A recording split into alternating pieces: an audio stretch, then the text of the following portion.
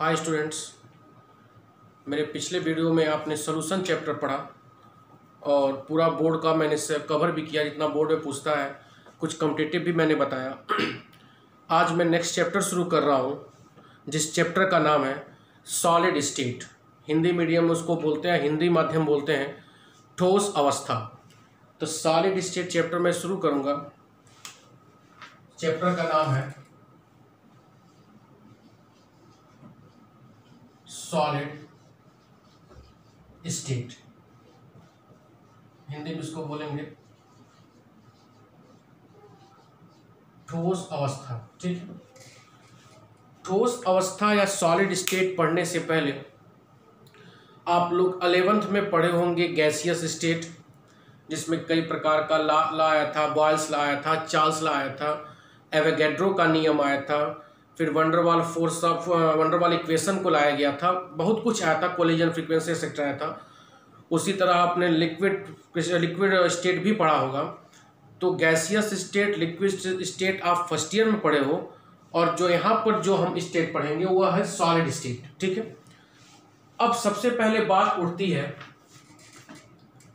Matter की। सबसे पहले बात उठती है मैटर की। सब कोई जानता है कि मैटर क्या होता है। तो वह सारी चीज मैटर कहलाती हैं जिसका अपना खुद का वॉल्यूम हो या अपना उसको कहीं पर भी रखा जाए, वह स्थान को घेरता हो, वह सारी चीजें क्या होती हैं? मैटर होती हैं। मैटर कई प्रकार का होता है, सॉलिड होता है, लिक्विड होता है, गैस होता है, प्लाज्मा एक खोजा गया है, प्लाज्मा जिसको बोलते हैं। लेकिन हमको यहाँ पे प्लाज्मा नहीं पढ़ना है, हमको 3 स्टेट के बारे में बात करनी है। कौन कौन सा?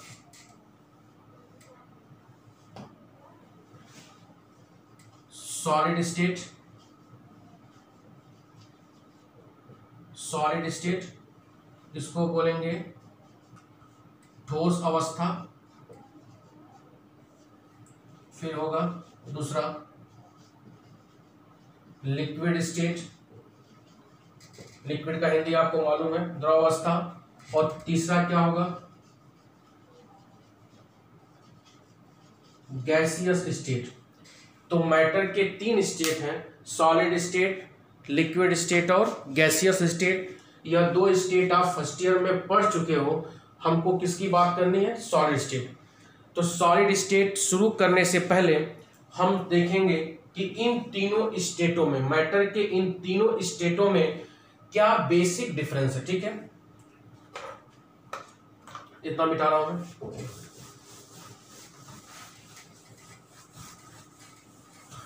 तो क्या बेसिक डिफरेंस है उसको देखते हैं।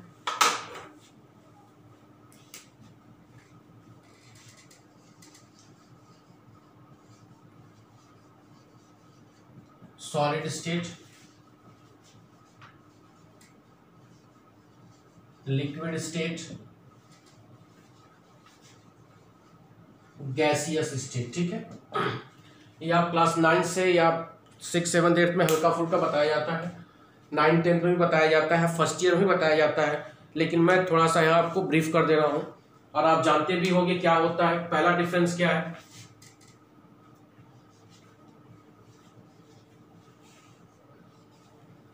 फर्स्ट डिफरेंस क्या होगा कि जो सॉलिड होता है उसके पास डिफरेंट शेप होता है और डिफरेंट वॉल्यूम होता है। ये आप मालूम होंगे कि किसी भी सॉलिड का जो आकार होता है वह डिफरेंट होता है और उसका आयतन भी क्या होता है? डिफरेंट होता है। तो वह क्या कहलाता है? सॉलिड कहलाता है। लिक्विड का क्या है? लिक्विड के पास डिफरेंट वॉल्यूम होता है but not different shape. Clear हो रहा है? जैसे आप पानी को, 1 लीटर पानी है, 1 लीटर पानी को आप बाल्टी में रख सकते हो, 1 लीटर पानी को आप जग में रख सकते हो। तो जिस बर्तन में रखोगे वह उसी का आकार क्या करेगा? अपने आप ऑक्युपाई कर लेगा। तो इसका मतलब डिफरेंट वॉल्यूम होता है लेकिन उसका डिफरेंट शेप नहीं होता है। ठीक उसी प्रकार तीसरा जो स्टेट है गैसियस स्टेट, इसका not definite volume, not definite shape। तो पहला जो बेसिक डिफरेंस है सॉलिड लिक्विड गैस में कि सॉलिड का जो शेप होता है डिफिनेट होता है, वॉल्यूम भी क्या होता है, डिफिनेट होता है। लिक्विड का जो क्या होता है, डिफिनेट वॉल्यूम होता है लेकिन उसका डिफिनेट शेप नहीं होता है। उसी प्रकार गैस का भी नॉट डिफिनेट वॉल्यूम और नॉट डिफिनेट शेप। तो पहला क्लियर हो रहा है बेसिक अंतर। दूसरा बेसिक अंतर क्या है कि solid not flow solid not flow, यह फ्लो नहीं कर सकता है। इसमें क्या लिख सकते हैं, liquid flow more than solids but less than gas. यह फ्लो मतलब बहना, यह नहीं बह सकता है। लिक्विड आसानी से फ्लो कर सकता है किसकी तुलना में, मोर देन सॉलिड से ज्यादा, लेकिन गैस से क्या होगा, कम होगा। Gas flow more than solid and liquid. ठीक है, दूसरा बेसिक डिफरेंस। तीसरा बेसिक डिफरेंस क्या है कि इसकी डेंसिटी क्या होती है, हाई डेंसिटी। इसकी डेंसिटी क्या होती है, हाई होती है। इसकी भी डेंसिटी हाई होती है, high density but not more than solid, but not more than solid, solid से ज्यादा नहीं होगी। इसकी डेंसिटी क्या होती है, लेस डेंसिटी। क्लियर हो रहा है। तो यहां पर मैं तीन बेसिक डिफरेंस बताया हूं, क्या क्या कि सॉलिड के पास डिफरेंट शेप होता है, डिफरेंट वॉल्यूम होता है। लिक्विड के पास डिफरेंट शेप नहीं होता है। गैस के पास नहीं डिफरेंट वॉल्यूम होता है, नहीं डिफरेंट शेप होता है। सॉलिड को आसानी से फ्लो ही नहीं कर सकता है। लिक्विड फ्लो कर सकता है किसकी तुलना में, ज्यादा, सॉलिड की तुलना में, लेकिन गैस की तुलना में कम। फ्लो इन द सेंस आप समझ रहे हो, डिफ्यूजन। सॉलिड आसानी से डिफ्यूजन नहीं शो करेगा। फ्लो का मीन्स यहां पर क्या बताया जा रहा है, डिफ्यूजन। तो सॉलिड डिफ्यूजन शो नहीं करेगा, लिक्विड डिफ्यूजन शो करेगा। किससे, more than solid but less than gas. Gas easily diffuse than more than solid and liquid. Solid की डेंसिटी हाई होती है, लिक्विड की डेंसिटी हाई होती है लेकिन सॉलिड से कम। उसी तरह गैस की डेंसिटी क्या होती है, सबसे कम होती है, इससे भी कम होगी और इससे भी कम होगी। अगला बेसिक डिफरेंस क्या है, नॉट कंप्रेस। इसको हम कंप्रेस मतलब दबा नहीं कर सकते हैं।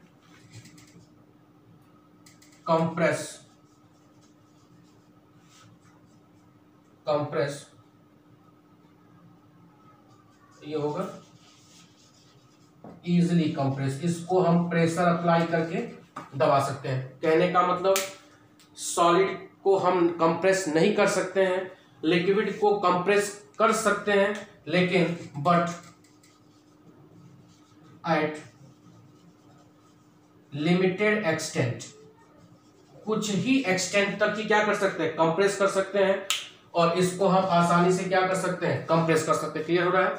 तो यह बेसिक डिफरेंस हो गया किसमें, सॉलिड स्टेट में, लिक्विड स्टेट में और गैसेस स्टेट में। ठीक है, इसको आप पॉज करोगे, स्क्रीनशॉट लोगे और इसका भी आप क्या करोगे, आसानी से नोट्स लिखोगे, कोई दिक्कत। तो यह मैटर तीन प्रकार का हो गया, तीन प्रकार के मैटर में हो गया, सॉलिड, लिक्विड, गैस। इनके बीच में बेसिक डिफरेंस हो गया जो आप शुरू से पढ़ते आ रहे हो, इसमें कोई दिक्कत नहीं होनी चाहिए। अब जो नेक्स्ट टॉपिक मैं शुरू कर रहा हूं, classification of solid, classification of solid. ठीक है, फिर आप इसको लिख लोगे, मैं बता रहा हूं।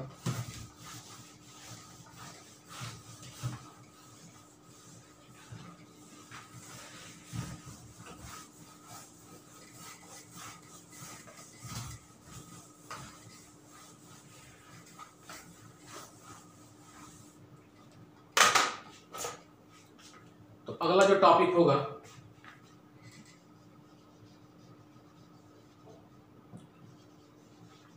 Classification of solid. सॉलिड या ठोस का हम वर्गीकरण करेंगे, ठीक है। वर्गीकरण करने से पहले हम एक टर्म जानेंगे जिसको बोलते हैं स्ट्रक्चरल यूनिट। क्या बोलते हैं? Structural unit. समझिए,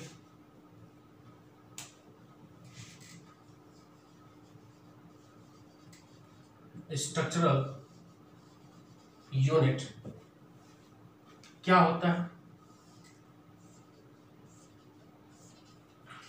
स्ट्रक्चरल यूनिट या संरचनात्मक इकाई। क्या बोलेंगे? संरचनात्मक इकाई। तो संरचनात्मक इकाई या स्ट्रक्चरल यूनिट वह होता है जिससे मिलकर सॉलिड बना होता है। क्लियर हो रहा है? तो देखो, तो स्ट्रक्चरल यूनिट तीन प्रकार के हो सकते हैं, एटम, आयन या मॉलिक्यूल्स। बात समझ में आ रहा है? कहने का मतलब कोई सॉलिड अगर एटम से मिलकर बना हो तो उसका स्ट्रक्चरल यूनिट क्या होगा? एटम होगा। अगर कोई केवल आयनिक सॉलिड हो जैसे NaCl तो उसमें आयन ही होगा, तो उसमें जो स्ट्रक्चरल यूनिट क्या होगा? आयन होगा। अगर कोई मॉलिक्यूलर सॉलिड है, मतलब जैसे SO2, dry SO2 dry CO2 dry CO2, तो उसमें जो स्ट्रक्चरल यूनिट होगा क्या होगा? मॉलिक्यूल्स होगा। कहने का मतलब सॉलिड जिससे मिलके बना होता है या जिसके अरेंजमेंट से बना होता है उसी को हम क्या बोलते हैं? Structural unit. स्ट्रक्चरल यूनिट तीन प्रकार का हो सकता है, एटम हो सकता है, आयंस हो सकते हैं और मॉलिक्यूल्स हो सकते हैं, ठीक है। अब देखिए, तो सॉलिड को हम दो पार्ट में क्लासिफाई करेंगे। बड़ा इंपॉर्टेंट टॉपिक है जो बोर्ड में भी आता है और इसी पे हम पूरे सॉलिड स्टेट की बात भी करेंगे। तो दो प्रकार का सॉलिड होगा, क्या क्या? एक होगा क्रिस्टलाइन सॉलिड। क्या होगा? Crystalline solid.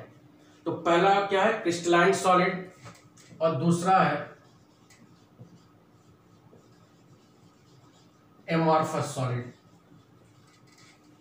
तो क्लासिफिकेशन ऑफ सॉलिड दो प्रकार का है, एक है crystalline solid, second one is क्या है? Amorphous solid. क्रिस्टलाइन सॉलिड को हम बोलेंगे हिंदी में क्रिस्टलीय ठोस। क्या बोलेंगे?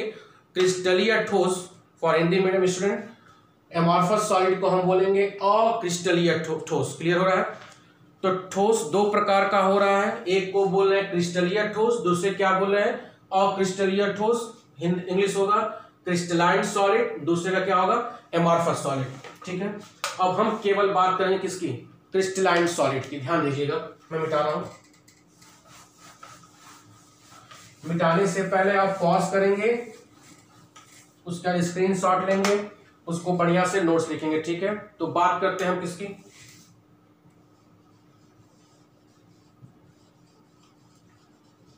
Crystalline solid. क्रिस्टलाइन सॉलिड, ठीक है। क्रिस्टलीय ठोस क्या होता है? देखिए, क्रिस्टलाइन सॉलिड वह सॉलिड होता है, ये से मान लो सॉलिड है। क्रिस्टलाइन सॉलिड वह सॉलिड होगा जिसमें उसके स्ट्रक्चरल यूनिट, क्रिस्टलाइन सॉलिड वह सॉलिड होगा जिसमें, जिस सॉलिड में उसके स्ट्रक्चरल यूनिट रेगुलर पैटर्न में अरेंज होंगे। जैसे देखो, ये इसके स्ट्रक्चरल यूनिट है, या इसी को बोलते हैं कंस्टिट्यूएंट पार्टिकल। क्या बोलते हैं? कंस्टिट्यूएंट पार्टिकल में लिख रहा हूं।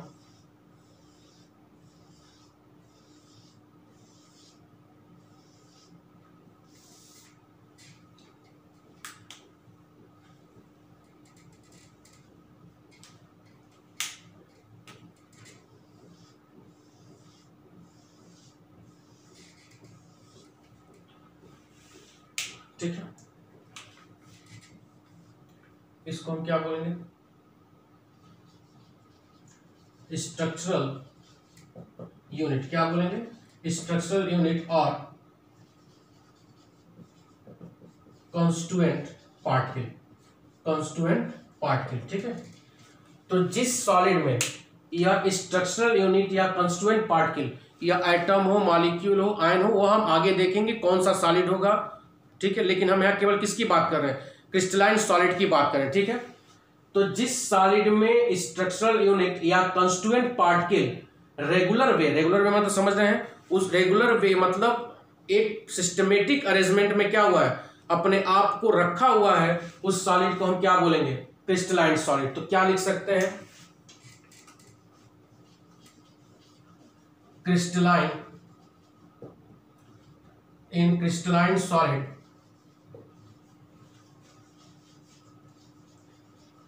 स्ट्रक्चरल यूनिट और कंस्टिट्यूएंट पार्टिकल, स्ट्रक्चरल यूनिट और constituent particles are arranged in definite geometry, ये भी लिख सकते हैं हम, डेफिनेट ज्योमेट्री, और दूसरी शब्दों में क्या लिख सकते हैं, रेगुलर पैटर्न, अच्छी तरह से व्यवस्थित हो, रेगुलर व्यवस्थित हो, उस सॉलिड को हम क्या बोलेंगे, क्रिस्टलाइन सॉलिड। डिफरेंस क्लियर हो रहा है। तो क्रिस्टलीय ठोस वह ठोस होता है जिसमें उसके कंस्टिट्यूएंट पार्टिकल या स्ट्रक्चर यूनिट एक मैनर्ड तरीके या रेगुलर पैटर्न में व्यवस्थित हो, उस सॉलिड को हम क्या बोलते हैं, क्रिस्टलाइन सॉलिड, ठीक है। अगला पॉइंट इसमें हम क्या बना सकते हैं कि जितने भी क्रिस्टलाइन सॉलिड होते हैं, जितने भी क्रिस्टलाइन सॉलिड होते हैं, उनके जो कंस्टिट्यूएंट पार्टिकल होते हैं, जो कंस्टिट्यूएंट पार्टिकल होते हैं वह रेगुलर वे में अरेंज होते हैं, मैंने बता दिया। तो इस आधार पे हम कह सकते हैं कि व्हेन क्रिस्टलाइन सॉलिड कट, जब हम क्रिस्टलाइन सॉलिड को कट करते हैं, यहां समझिए फिगर के माध्यम से,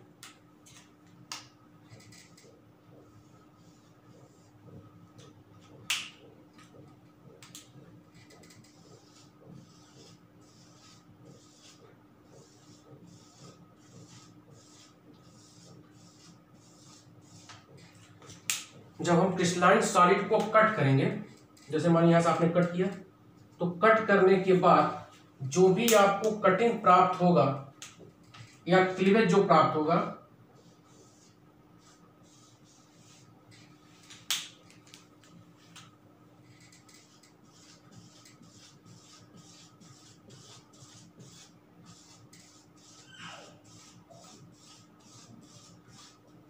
यह प्राप्त होगा शार्प क्लीवेज। क्या प्राप्त होगा, शार्प क्लीवेज। क्लियर हो रहा है। जैसे आप समझो किसी भी क्रिस्टलाइन सॉलिड को जब आप काटोगे तो कटने के बाद जो यह सरफेस होगा यह क्या होगा, सॉफ्ट शार्प होगा, मतलब उबड़ खाबड़ नहीं होगा।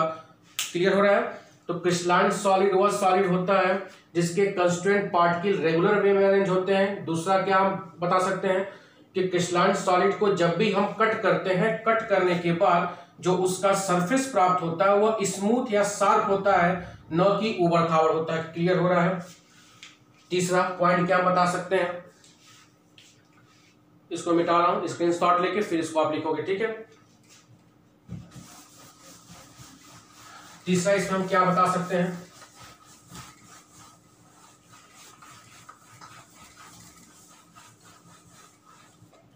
कि क्रिस्टलाइन सॉलिड में जो स्ट्रक्चरल यूनिट या कंस्टिट्यूएंट पार्टिकल होते हैं उनका जो अरेंजमेंट होता है वह थ्रू आउट द क्रिस्टल होता है।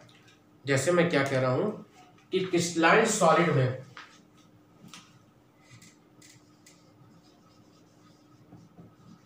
इन क्रिस्टलाइन सॉलिड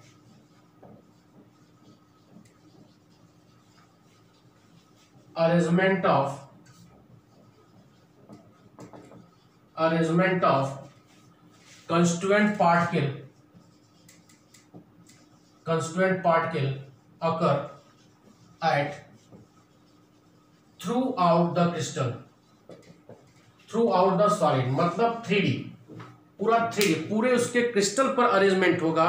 इस कारण क्रिस्टलाइन सॉलिड को हम बोलते हैं लॉन्ग रेंज सॉलिड। क्या बोलते हैं, long range solid. Long range solid. कहने का क्या मतलब है, देखिए जैसे मानो यह सॉलिड है, इस सॉलिड में जो यह कंस्टिट्यूएंट पार्टिकल का अरेंजमेंट होगा यह पूरे सॉलिड पर रेगुलर पैटर्न में होगा, बीच में यह कहीं भी ब्रेक नहीं होगा। यह जो अरेंजमेंट हो रहा है क्रिस्टलाइन कंस्टिट्यूएंट पार्टिकल का, इस पार्टिकल का जो अरेंजमेंट हो रहा है वह थ्रू आउट द क्रिस्टल होता है, मतलब कहीं पे भी ब्रेक नहीं होता है। इस कारण हम इसको क्या बोलते हैं, लॉन्ग रेंज सॉलिड। क्या बोलते हैं, लॉन्ग रेंज सॉलिड। चौथा पॉइंट क्या होगा कि क्रिस्टलाइन सॉलिड का जो मेल्टिंग पॉइंट होता है वह होता है शार्प मेल्टिंग पॉइंट। क्या होता है, इसका एक पर्टिकुलर मेल्टिंग पॉइंट होता है। इस नाते हम बोल सकते हैं कि क्रिस्टलाइन सॉलिड का मेल्टिंग पॉइंट क्या होता है, शार्प मेल्टिंग पॉइंट।